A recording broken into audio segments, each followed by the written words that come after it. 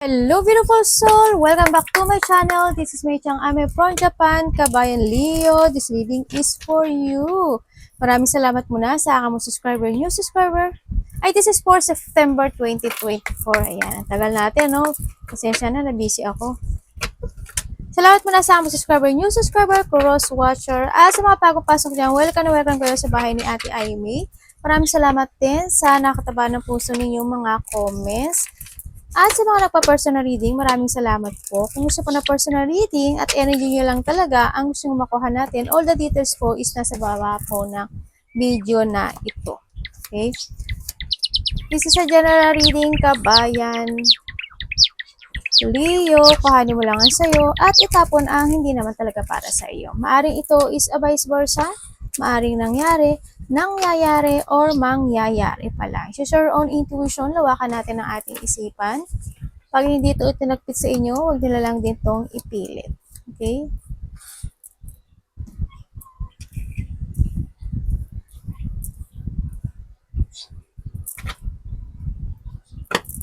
Para kay Leo, September. Leo in September. Leo in September 2020 position.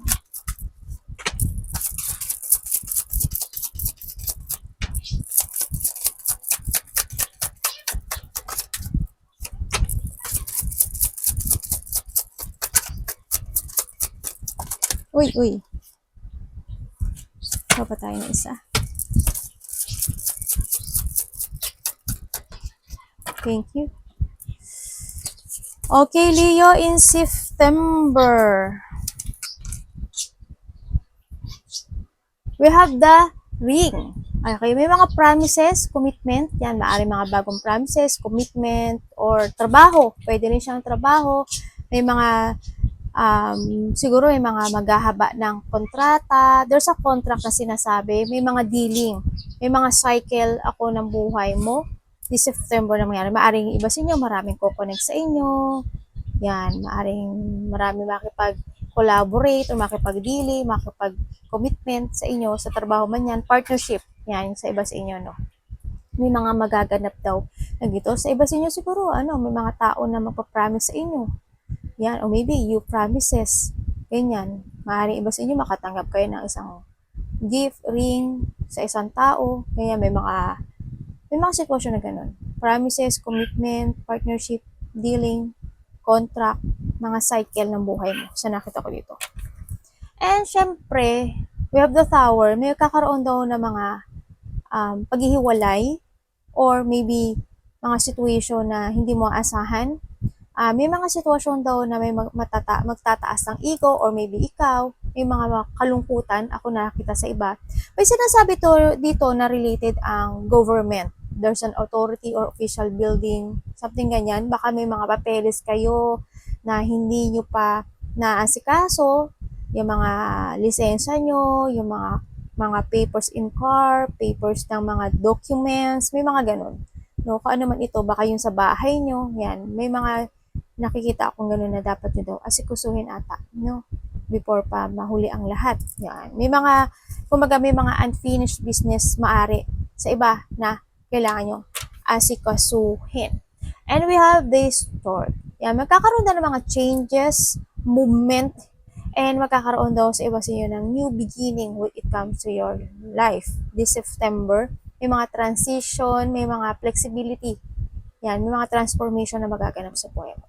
Bawa, when it comes sa sarili mo, mas more ma-enlighten ka, mas more maiintindihan mo yung mga situation na magaganap o naganap or magaganap sa buhay mo. Siguro nandito rin yung may mga situation na ma-accomplish mo. Yun na nakita ko dito. Siyempre, when it comes sa papers, siguro, and baka, di ba, may kontrata, di ba? Baka sa kontrata, yan, may maghahaba ng kontrata. O kaya may mga maraming opportunity na darating sa inyo, may mga ganong situation. May mga magpo-fulfill o may mga ma-accomplish maari sa iba. No? Kasi there's a new beginning. May mga pagbabagong mangyari. This September para sa iyo. Congrats, no? Kung ano man itong pagbabago na to, you need to trust to your intuition kasi magiging maganda naman din yung cycle na to.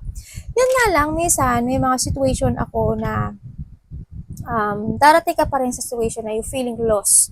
May situation pa rin ako na nakita na makakaramdam ka raw ng kalungkutan or madadamage yung iyong feelings, no?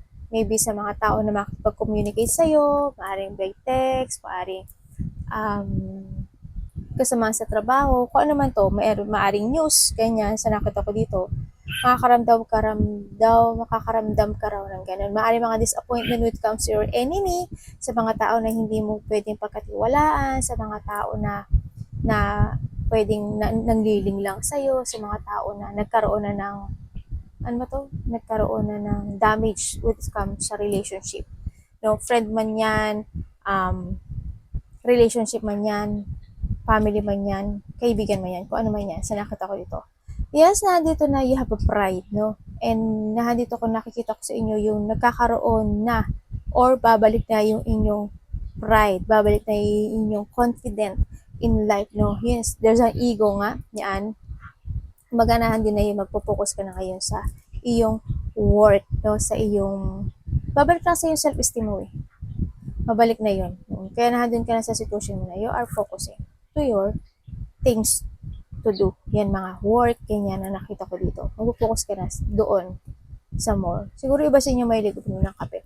And then yun nga, mag-ingat ka pa rin kasi there's a danger, there's a caution na kailangan mo daw mag-ingat kasi may injury or may danger na magaganap sa'yo. Maaring masugatan ka, maaring madapa ka, maaring kung ano man, maswemplang ka, basta may pain.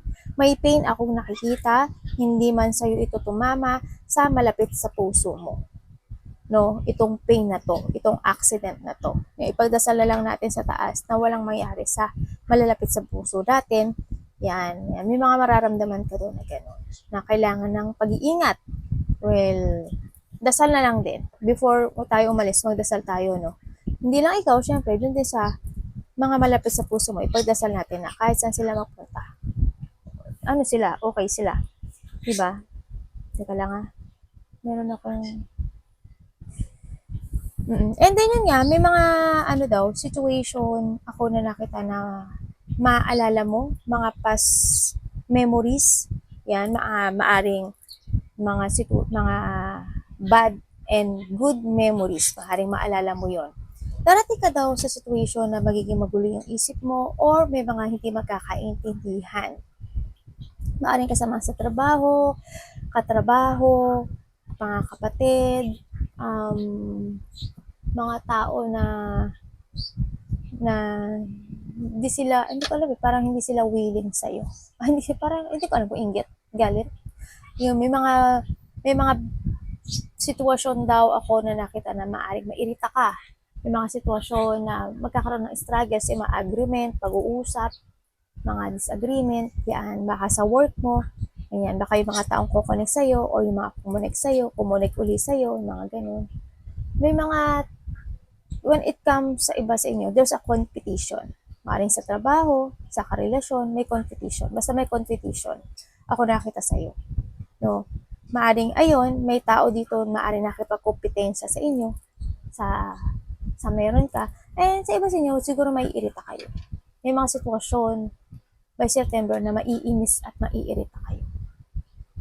Magkakaroon din sa iba sa inyo ng mga lack of control, lack of operation, maaaring sa magkakapatid, kasama sa trabaho, karelasyon, kaibigan, ganyan, ang nakita ko dito.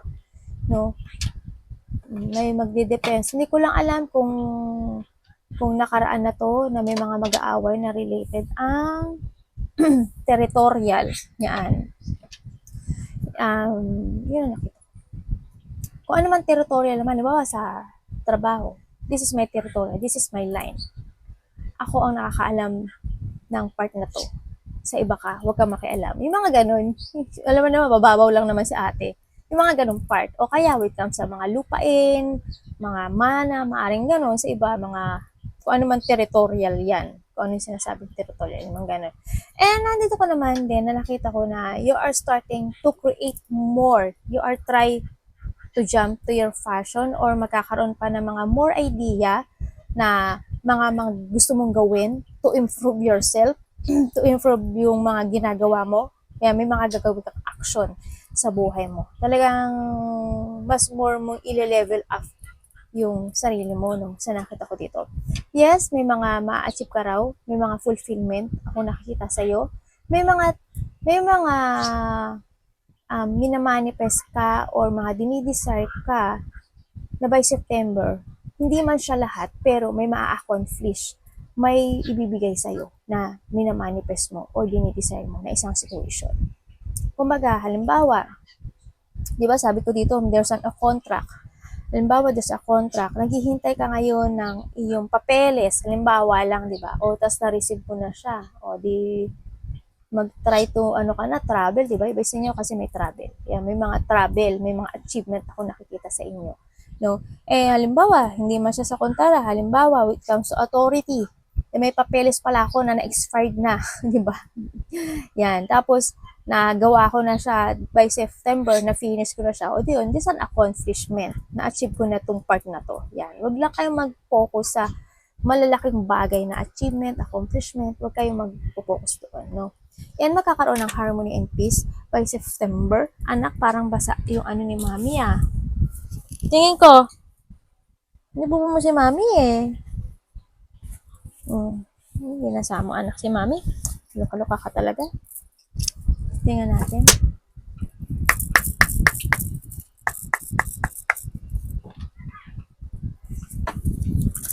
Ano yung pwede nating malaman kay Los? Ay.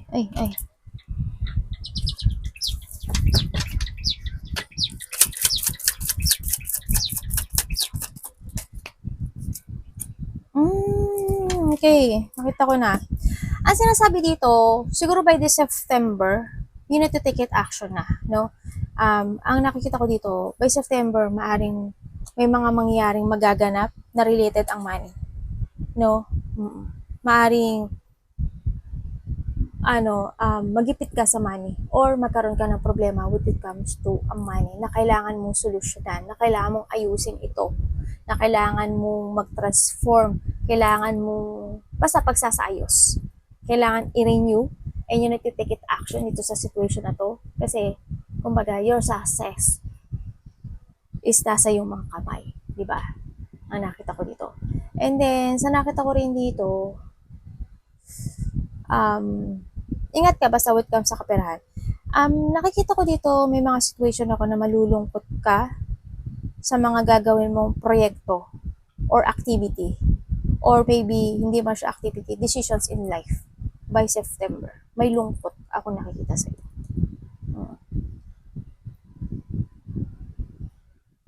Related to Related dito ang trabaho, money, karelasyon. Relationship with comes to your friend, relationship with comes to your family, sa mga malalapit sa puso mo yan. So, iba ganun, no, nakikita ko dito. Or maybe there's a loss. Maaring may mga situation na maaalala mo in the past, maaring may nawalang buhay, or maybe someone is abandoning you, ganyan. Or you abandoning that situation or person. Nakita ko, may mga ganun ako nakita sa iba. Makakaramdam ka rin daw ng takot. Makakaramdam ka ng pain that day, that month. Ang nakita ko ito. May mga sitwasyon na hindi ka agad makakapag-desisyon. Or may mga situation na hindi mo agad mabibigyan ng solutions. Maaring iba sa inyo, may iba-block na kayo sa buhay nyo, or maybe may mga iti-take it action kayo na hindi nyo gagawin. May mga sitwasyon na ayaw nyo nang kausapin, o ayaw nyo harapin. Mga ganun situation. Tingnan natin. Maaaring malulungkot ka sa tao na nakaka-attract sa'yo. Ganyan. Maaaring, ano man to, no? Basta may lungkot. By September is may lungkot. Ako nakikita sa iyo. Magkakaroon kasi rin dito sa inyo na maaaring mailalagay ka sa isang situation na isang third party, or sa isang situation na maliling lang ka, sa isang sitwasyon na hindi mo napansin, niloloko ka na pala. Ba, I hope hindi ka panakawan, I hope hindi ka maloko ng isang tao na malapit sa'yo na in-expect mo na yun na. Yan. Kasi nakita ko dito, may tao daw na kakausapin ka pero magkakaroon ng pagsisinungaling. May tao na sneaky person dito, may tao dito na liar, dishonest, babaero, lalakero, or hindi siya talaga magiging totoo sa'yo. Sa nakikita ko sa'yo dito. Yan, kung sino, may mga tao, hindi lahat ng tao na makakausap mo is magiging totoo sa'yo. May mga tao na bias, may mga tao na hindi dapat pagkatiwalaan. May mga tao na they pretending to be with it comes to be na company mo siya, ka-company mo siya, or ka-supportan siya sa'yo, pero hindi. Ingat ka lang din kasi maaring malinglang ka, maloko ka. Ingat ka, basta you need nang maging matalino dito. Tsaka yun, when it comes sa mga plano sa buhay, kailangan mong planuhin daw maigi. Huwag kang jump ng jump, agad-agad, no? Yan, ang nakita ko dito. Pag-isipan mong maigi.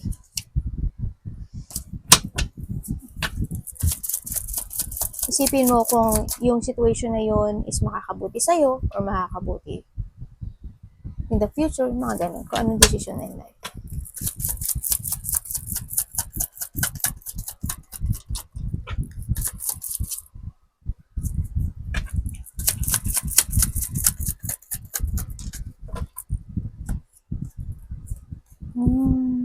Okay.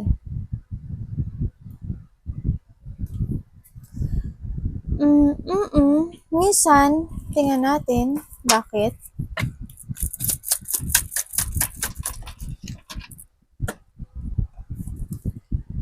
Okay.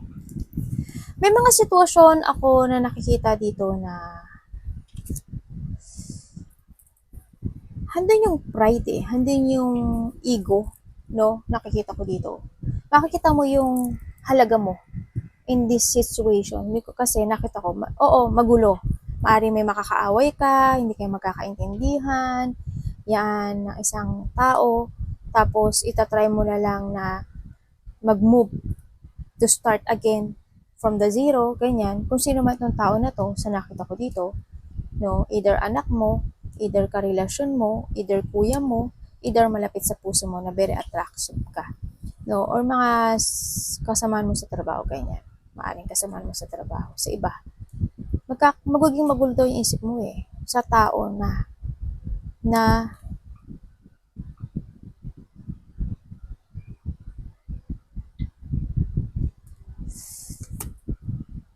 malapit sa iyo. Maring sa kapatid, sa kuya, basta ganun, nakita ko. And then, nakikita ko rin sa iba sa inyo na magkakaroon daw ng level up or magiging strong ka na more by September. Kahit na minsan may pagdududa or kahit na minsan magulo yung isip. Pero, you try your best to level up. You try your best na ibalik yung self-esteem mo, yung sarili mo. Yung you try your best to focus sa dapat mong i-focus, lalo na more on trabaho, no? Sa nakita ko. Kumbaga, may mga situation ako na magsisimula kang muli from the top, from the zero. Ang nakita ko dito.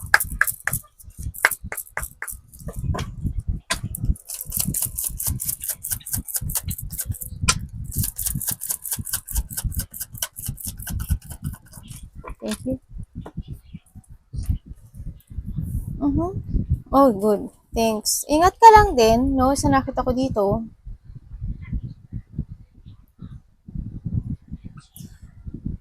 Either maaring ikaw or there is a person here na makakaramdam ng pain or maybe there's an accident or may mga situation na hihingi sa'yo, makipag-usap sa'yo or maaaring humingi sa sa'yo ng tulong or tutulungan mo siya sa nakita ko dito. Maaaring ganun, no? Anak ba baka mo? Aray ko. Either na-aksidente siya o nakakaramdam siya ng painful na situation sa buhay niya. Yan, baka ganun. Ang nakita ko, may makipag-usap daw sa'yo eh. Tingnan niya natin si ano. Anak, baba ka nga muna. Nga, ayaw bumaba. Pero mag-ingat pa rin kayo ha, kasi may aksidente. Mm.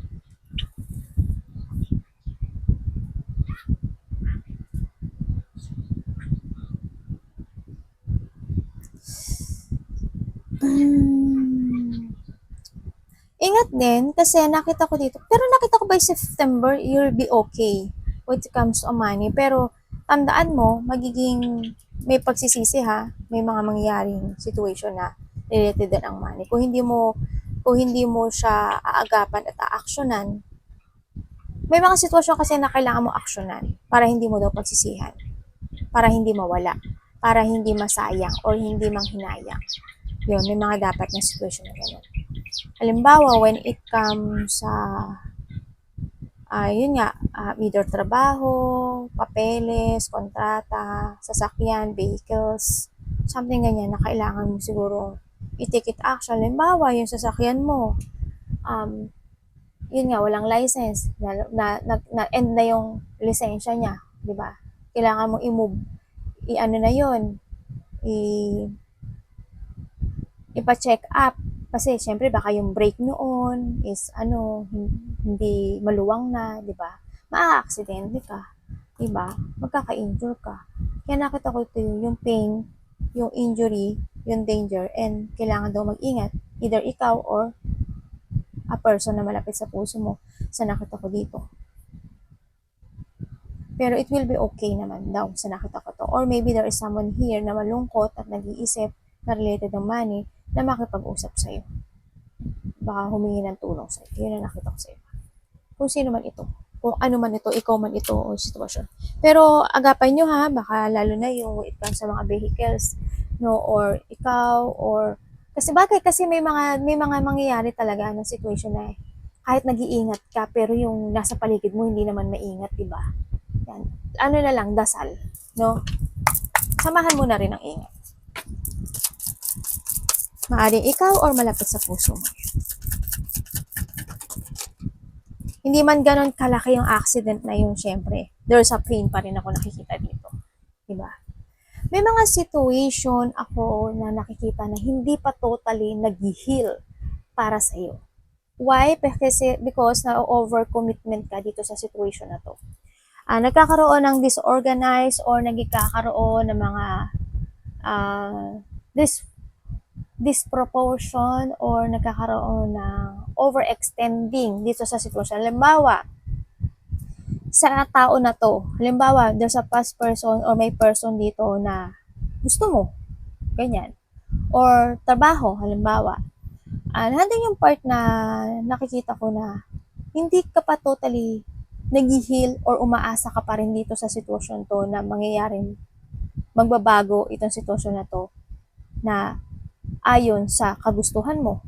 Maring ganun. Pero, or maybe kung nagkahiwalay man kayo, hindi ka pa totally nag-heal. Now, over commitment ka dito sa sitwasyon na to, na imbis na kalimutan mo na, naaalala mo pa. Diba? Or sitwasyon na hindi mo man siya naalala, na over commitment ka dito sa sitwasyon na to, imbis na mag-move on ka with comes to yourself. Diba? Yung ganun nakita ko. Nagkakaroon ng magulong pag-iisip, nagkakaroon, yun nga, overextending. And nagkakaroon ng disorganized, ganyan, dito sa sitwasyon. So, siguro this is a time na mag-focus ka sa sarili mo. Yun na nakita ko. Ano ba tong inaano ko? Patay ng patay. May nagda-download kasi ako. Namamatay siya. Paano ko siya matatapos kung palagi siyang namamatay?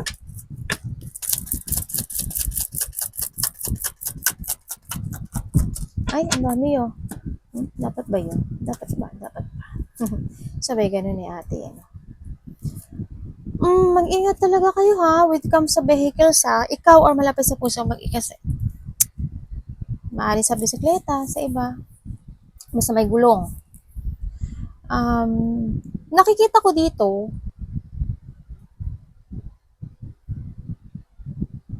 Dedepensahan mo daw yung sarili mo sa isang situation na hindi kayo magkakasundo.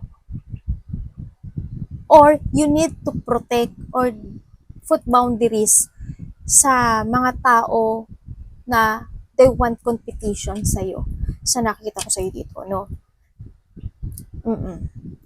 And sinasabi rin dito, may mga lungkot ako na nakikita sa'yo dito. Kasi why? Kasi someone here is may mga tao talaga na maaring ayaw ka. Maaring mga inggit, galit, ang nakikita ko dito. Pero half-half kasi 50-50 actually. Or 50-50, basta hati. May mga taong sumusuporta sa'yo, may mga tao na gusto kang wasakin or galit sa'yo. Sa nakita ko sa'yo dito, no? And then sa mga sitwasyon na yun, malungkot. Nakakaramdam ka ng lungkot. Parang you feel na you try and focus dito sa mga situation na ginagawa mo pero hindi nila na appreciate. Malungkot na masaya, ganyan. Kasi, syempre, well, natural naman din sa situation natin. Natural sa situation natin yun, no? And then, nakikita ko rin dito na mag-ingat ka din na maaring magkaroon ka talaga ng financial problem. No? Or sa iba naman sa inyo, maaring sumakit yung ulo nyo, yung paa nyo, or manakit yung bulsa nyo. May mga sitwasyon din ako na hindi mo kayang i-accept. Hindi mo ma-accept. Parang you feel alone dito sa situation na to. Ganun. Makakaramdam ka rin ng ganun. Na hindi mo siya ma-accept. Mafe-feel mo parang nag-iisa ka. Tapos, may hardship eh. Actually, may hardship ako nakikita dito sa'yo. Pero you still moving sa nakita ko dito. Kasi nakita ko dito, marami din daw mare-recognize ka ng mga, kumbaga, you will become a center of attention. Maybe you are nasa YouTube channel ka, sa Reels, sa TikTok, yan, baka may social media ka, maybe nagtatrabaho ka sa isang, ano ba dito? Yung mga congressman, yung mga part na ganun. Tapos o kaya, tatrabaho ka sa pabrika, o kaya, sikat ka, o kaya sikat yung pinagtatrabahuhan mo, or basta maraming nakaka-recognize at nakakita ng talent mo, ng kakayahan mo. Okay? Kaya nagkakaroon dito ng competition. Kumbaga, like I told in the past na maaring yung mga tao na to na nakikipag-compete sa iyo, they try to copy you. Diba? Ang sinasabi ko naman. Pero you're still moving naman sa nakita ko dito. Pero alagaan mo pa rin yung income sa financial, May tao dito na maaring sinusuportahan mo because of may sakit. Ako nakita. Maaring kapatid mo, magulang mo, tatay mo, kusin mo siya, malapit sa puso mo. May tao ka daw na sinusuportahan. Andun din naman yung may mga tao na they willing to support you. No? Or may susuportahan ka. No? Baka sa iba mangyayari pa lang to.